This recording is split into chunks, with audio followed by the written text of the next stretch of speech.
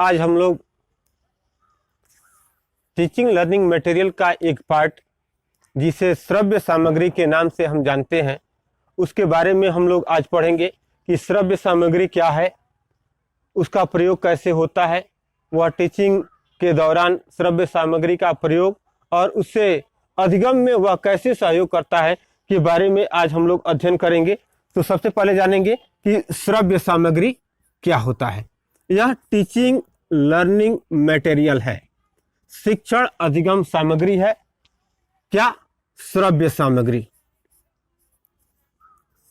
श्रव्य सामग्री, यह श्रव्य सामग्री किसे हम श्रव्य सामग्री कहेंगे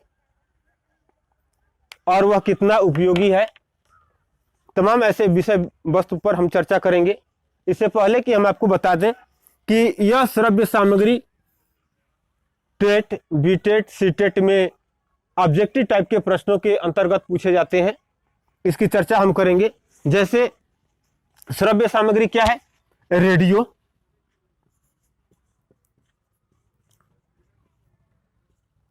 एक रेडियो जिससे मात्र सुना जाता है, वह क्या है? श्रव्य सामग्री है। टेप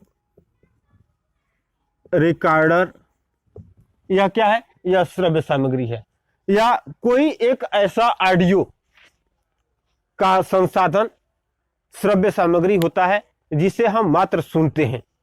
वह सीडी हो सकता है, डीवीडी हो सकता है, कोई एक ऐसा प्लेयर या कोई एक ऐसे वॉल्यूम जो चिप में हो सकता है, पेन ड्राइव में हो सकता है, जिसे हम मात्र सुनते हैं। कोई आवाज उससे निकल करके आती है लेकिन कोई पिक्चर नहीं होता। कोई लेक्चर हो सकता है जिसे मात्र हम सुनते ही हैं। वह क्या है? वह श्रव्य सामग्री है। श्रव्य सामग्री के अंतर्गत अब प्रश्न बीटेट और सीटेट में कैसे बनते हैं? जैसे पूछा जाएगा कि श्रव्य सामग्री निम्न में से है और आपको दे दिया जाएगा रेडियो, टीवी, लैपटॉप, कंप्यूटर। ध्यान देंगे थोड़ा सा। अब आपसे यह प्रश्न दे दिए गए, चार विकल्प आपको दे दिए गए, रेडियो, टीवी, लैपटॉप और कंप्यूटर निम्न में से श्रव्य सामग्री है। तो श्रव्य सामग्री टीवी पर तो भी तो सुना जाता है, कंप्यूटर पर भी आवाज निकल करके आता है, लैपटॉप से भी आवाज निकल करके आता है और रेडियो से भी आवाज निकल करके आता है। चार विकल्प हमारे सामने है। कंफ्यूजन थोड़ा सा हो जाता है कि टीवी में दृश्य भी होता है, कंप्यूटर में दृश्य होता है, लैपटॉप में भी दृश्य होता है, क्योंकि उसे हम देखते भी हैं। लेकिन रेडियो में या टेप रिकॉर्डर, अगर रेडियो होता है, टेप रिकॉर्डर होता है, टेलीकॉन्फ्रेंसिंग और आता है, तो अगर ऐसे कोई विकल्प आपको दिए जाते हैं तो उसमें आप बेहिचक रेडियो या टेप रिकॉर्डर पर आप ट्रिक करेंगे। वह क्या है? वह मात्र श्रव्य सामग्री है जिसकी सहायता से हम केवल सुनते हैं, उसे देखा नहीं जाता है।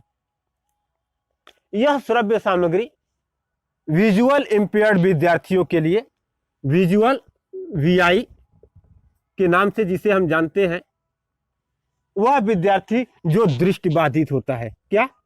दृष्टिबाधित होता है।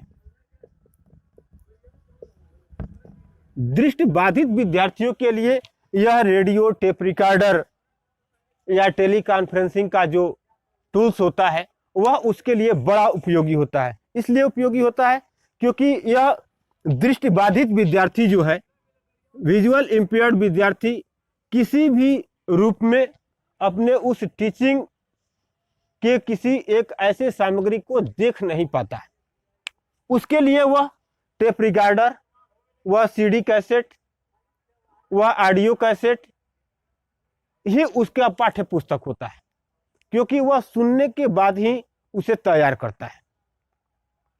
क्योंकि वह देख तो नहीं सकता, लिखने के लिए उसे ब्रेल लिपि की आवश्यकता होगी, लेकिन पाठ्य पुस्तक के एक पार्ट के रूप में एक टूल्स तैयार किया गया विजुअल इंपेयर्ड विद्यार्थियों के लिए कि उसके पास एक टेप रिकॉर्डर होना चाहिए।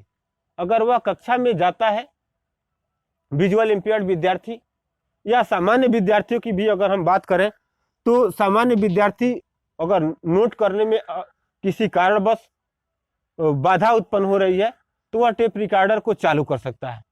उस टीचर, प्रोफेसर, लेक्चरर का वह लेक्चर रिकॉर्ड कर लेगा और बाद में आकर के उसे वह सुन करके तैयार कर सकता है।